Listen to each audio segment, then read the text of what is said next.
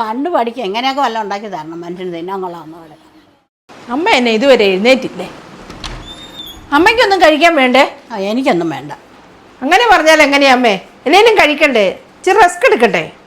എനിക്കൊന്നും വേണ്ടെന്നല്ലേ പറഞ്ഞത്. എന്നാൽ എന്തേലും ചെയ്യ്. എന്നാ പറഞ്ഞാലും കേൾക്കുകയില്ല. വല്ലതും വായിക്ക് രുചിയുള്ള കിട്ടിയാലേ കഴിക്കാൻ പറ്റുള്ളൂ.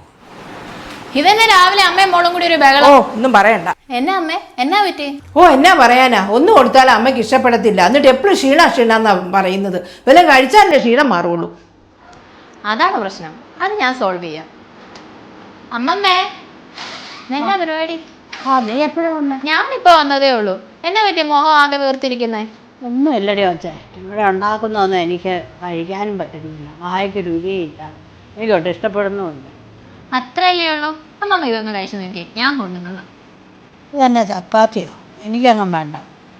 ഞാനല്ലേ പറയുന്നേ, ഒന്ന് കഴിച്ചു നോക്ക്. ഈ പെണ്ണിൻ്റെ ഒരു കാര്യം.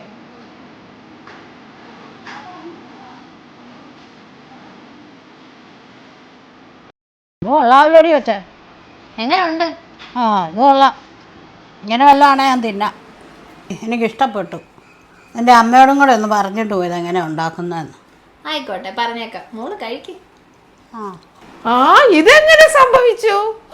കണ്ടു പഠിക്കുക. എങ്ങനെയൊക്കെ വല്ലതും ഉണ്ടാക്കി തരണം മനുഷ്യന് തിന്നാൻ കൊള്ളാവുന്ന പോലെ. പ്രിസർവേറ്റീവ്സും ഇല്ല, ആർട്ടിഫിഷ്യൽ ടേസ്റ്റും ഇല്ല. ഏറ്റവും ശുദ്ധമായ രുചി ഇനി നമ്മുടെ അടുക്കളയിലെത്തും, അതും വളരെ കുറഞ്ഞ സമയത്തിനുള്ളിൽ. അപ്പം ഇനി എത്ര തിരക്കിട്ട ലൈഫിലും യാതൊരു പ്രിസർവേറ്റീവ്സും ഇല്ലാതെ ഹൈജീനായിട്ട് ഹെൽത്തി ആയിട്ട് ടേസ്റ്റി ആയിട്ടുള്ള ഫുഡ് ഇനി നിങ്ങളുടെ അടുക്കളയിലും എത്തും.